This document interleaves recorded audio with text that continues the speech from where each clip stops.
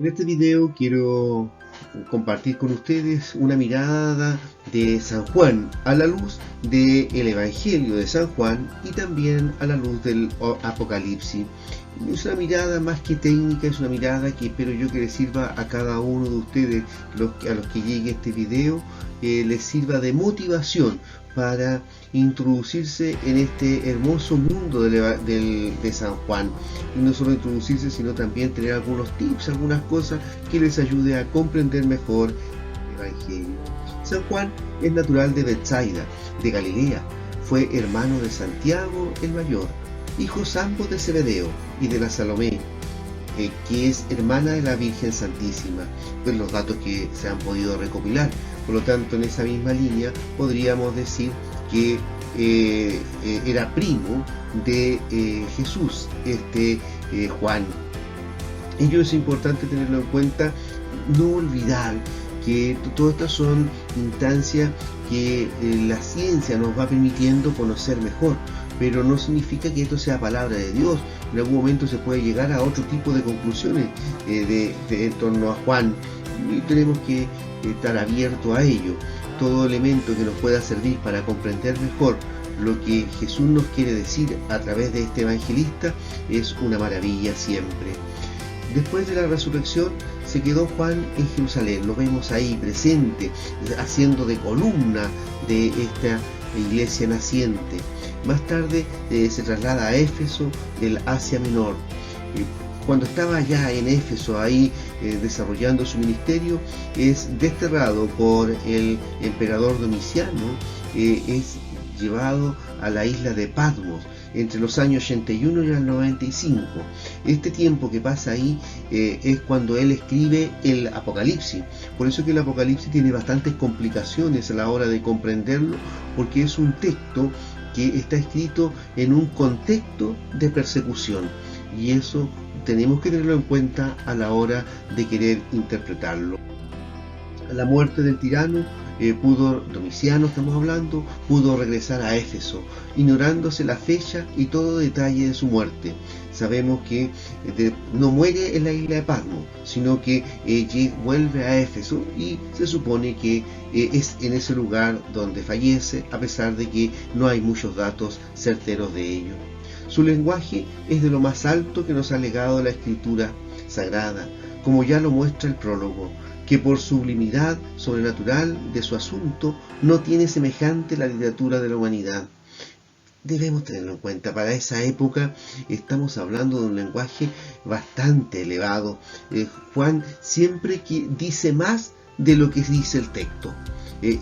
Uno cuando ya se introduce solo en el prólogo, ya va a encontrar que el mensaje de Juan es mucho más profundo de lo que nosotros pensamos, de lo que nosotros creemos, y por eso que hay que tener elementos que nos permitan poder profundizar en el mensaje que Dios nos quiere transmitir a través del Evangelio. El Evangelio de Juan consta de 21 capítulos.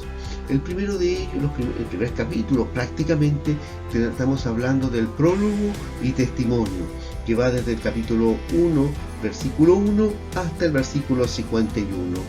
Después viene el libro de los signos, que va desde el capítulo 2, versículo 1, hasta el capítulo 12, versículo 50. Y en ello es interesante ir viendo cómo va desarrollando se va desarrollando este libro. Primero presentándonos una gran novedad, que va desde el capítulo 2, versículo 1, hasta el capítulo 4, versículo 42. Luego nos encontramos con un segundo punto dentro de este libro de los signos: Jesús, palabra que da vida. Esa palabra de la cual habla el prólogo, esta palabra nos da vida, y de eso se desarrolla entre el capítulo 4, versículo 43 y el capítulo 5, versículo 47. Para luego Jesús es el pan de vida. Todo el capítulo 6 nos apunta a ello, a Jesús como pan de vida. O sea, no solo me da vida, sino que se deja comer por mí, para que yo tenga vida. Jesús, luz y vida, pero también me ilumina, también me guía. Y entre el capítulo 7 y el capítulo 8 encontramos un Jesús que nos da luz y vida. pero no solo nos da luz y vida, sino es también Jesús aquel que juzga al mundo. Lo encontramos entre el capítulo 9, versículo 1, hasta el capítulo 10, versículo 42. Pero no solo juzga al mundo, sino que también nos muestra la victoria de la vida sobre la muerte. Qué hermoso se nos presenta esto. La vida triunfa sobre la muerte. Ojalá que nosotros no nos olvidemos. En el capítulo 11 encontramos esta instancia.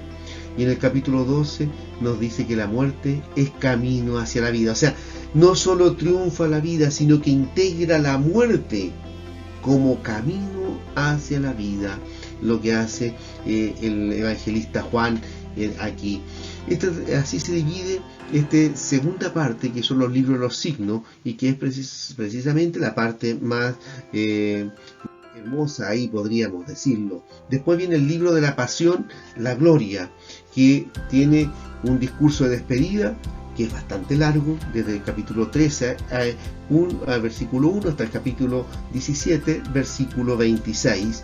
Así que es un tramo bastante largo el que nos presenta este discurso de despedida, para luego entrar a la historia de la pasión y resurrección. Miren ustedes, no toma la pasión sola, va en relación con la resurrección. El dolor por sí mismo no tiene sentido si no me lleva a la resurrección, si no me lleva a la vida eterna. Capítulo 18, versículo 1, hasta el capítulo 20, versículo 31. Y por último viene el capítulo 21, donde viene la conclusión, cómo termina este evangelio de Juan. Espero que esta mirada así muy general, muy global, con algunos tips, les ayude a profundizar y tener este contexto. Por eso que es importante que cuando tú leas el Evangelio, no lo leas al azar, sino que vayas siguiendo una línea para que lo puedas profundizar. Aquí te he mostrado una parte de cómo, basado en la Biblia de América, de cómo poder profundizar el Evangelio de Juan.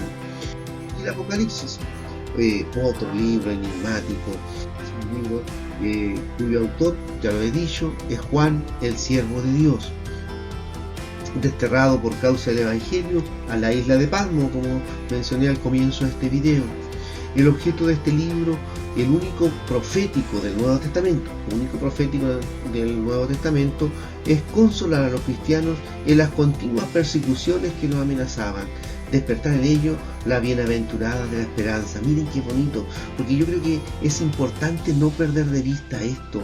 Es un libro de esperanza, porque muchos cristianos leen el Apocalipsis como un libro del terror, en donde esto ya se está cumpliendo. No, el objetivo que tiene en mente Juan cuando escribe es dar una esperanza a aquellos que están siendo perseguidos.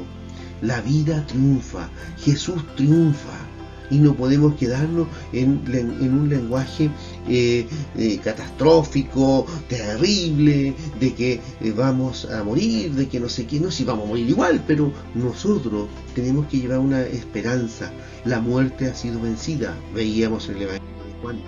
Este libro consta de 22 capítulos, una introducción que va en el capítulo 1, versículo 1 al 3, después las 7 cartas a las iglesias, que va desde el capítulo 1, versículo 4 al capítulo 3, versículo 22. Después continuamos con la interpretación profética de la historia. Miren, hay de aquí el grueso del Apocalipsis busca una interpretación profética de la historia. Desde el capítulo 4 al capítulo 22 se busca interpretar la historia. Eso es lo que está dando. O sea, ¿cómo te doy esperanza? Dice San Juan, es cuando tú tienes elementos que te permitan interpretar tu historia como una historia de salvación. Lo que va a suceder en el capítulo 4, versículo 1 al capítulo 5, versículo 14. Los sellos, revelación del sentido de la historia. ¿Qué sentido tiene tu historia? ¿Las cosas que te han pasado es por suerte, por casualidad? ¿O es Dios que algo más se nos está manifestando? Las trompetas. La historia se pone en movimiento. La historia no es algo estático.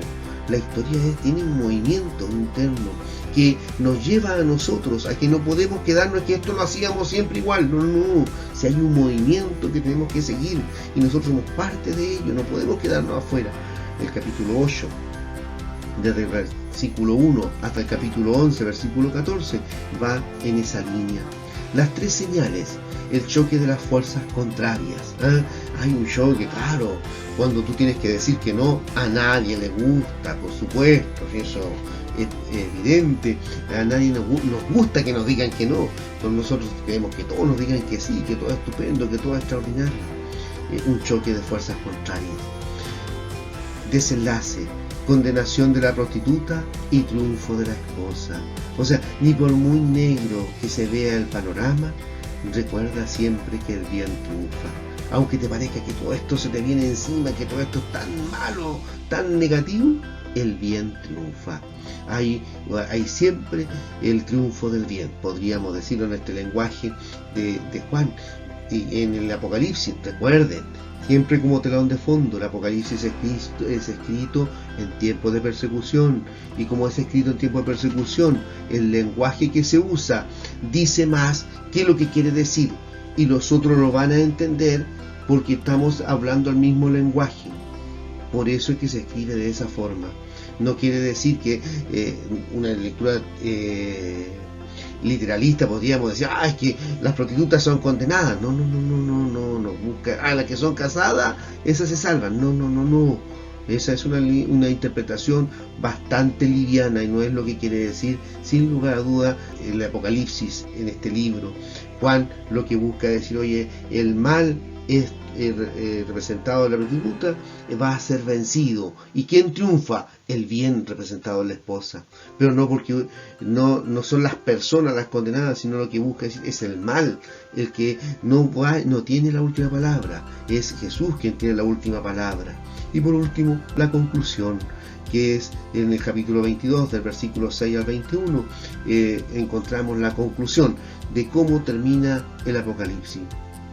Queridos hermanos y hermanas, espero que esta pequeña pincelada que les he dado en torno a Juan, tanto en el Evangelio como en el Apocalipsis, les ayude a ustedes a tener algunos elementos que les permita interpretar de mejor manera, leer con mayor sabor lo que significa esta palabra de Dios. No se nos olvide, Juan es aquel que nos lleva al triunfo definitivo. De la muerte en su terreno es vencida, y quiere decirnos más siempre de lo que dice, siendo el Evangelio de Juan una de las obras más elaboradas, no solo de la Biblia, sino de toda la escritura antigua, porque quiere decir más de lo que aparentemente dice.